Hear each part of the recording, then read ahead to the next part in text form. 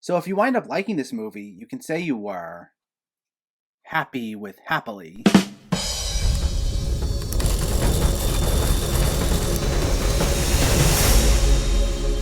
What's going on, everyone? Welcome back to my channel. Today, we're talking about a brand new VOD release, Happily. Before we begin, let me know in the comments what your thoughts on this movie were, if you already saw it, if you were excited for it, if you weren't planning on seeing it, let me know so we can discuss. Also, make sure to hit that thumbs up button if you like these reviews, as it helps me out immensely by getting my channel out there. And if you're new here, I hope you consider hitting that subscribe button so you can stay up to date with reviews of new releases, older films, hidden gems, and so much more on a near daily basis. But let's not waste any more time and let's talk about Happily. This stars Joel McHale and Kerry Bishe as Tom and Janet, who have been happily married for 14 years. But a visit from a mysterious stranger, played by Stephen Root, leads to a dead body, a lot of questions, and a tense couples trip with friends who may not actually be friends at all. This is the feature debut of Ben David Grabinski, who wrote and directed this, and he's also the creator of the Are You Afraid of the Dark reboot on Nickelodeon. And this is a dark comedy that tries incorporating a few different elements, including a mystery whodunit, horror, and even a little surrealist sci-fi. And it hooks you in with a very funny premise. Tom and Janet tend to have very over-the-top public displays of affection, such as sneaking off to the bathroom to have sex, and texting each other about sex while they stand right next to each other in public spaces. And their relationship is so healthy that they seem to be the perfect married couple. So perfect that it causes all of their supposed friends to hate them, which two of them say very directly during dinner one night. There's a very funny conversation early on when another married couple named Val and Karen, played by Paul Scheer and Natalie Zia, refer to the two as Martians because they never seem to have any problems working out the most mundane differences almost immediately. And it turns out there's something more to this, as the visit from Stephen Root reveals that their perfection is a result of a defect in both of them that he otherwise remains cryptic about.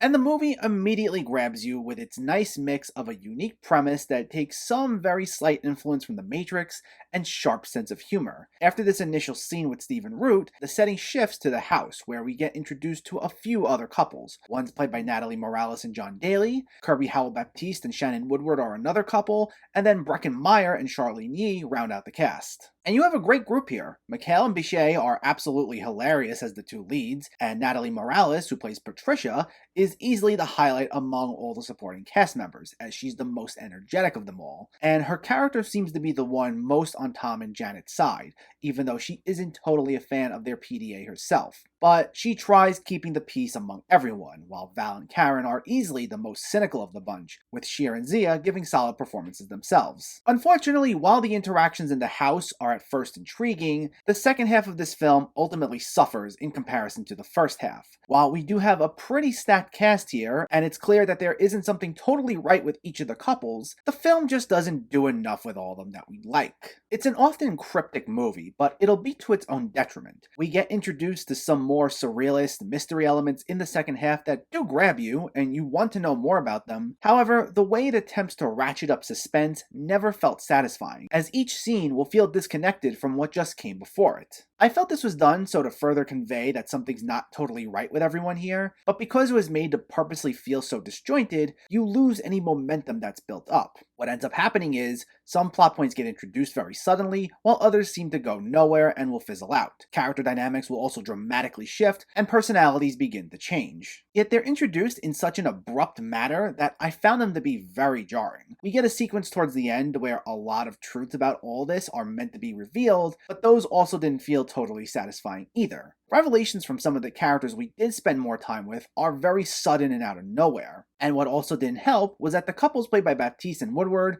as well as Meyer and Yee, essentially got nothing to do for the majority of the movie. So it didn't feel impactful when they do this big exposition dump towards the end. Now, I wouldn't say I ever found the film to be boring or moving too slow. I was actually pretty engaged for the most part, mainly due to how strong that first half was. And at only 90 minutes, it comes and goes pretty quickly without overstaying its welcome. But the story just felt so emotionally unsatisfying in the second half, and I just couldn't find it to stick the landing, despite the best efforts from the very talented cast.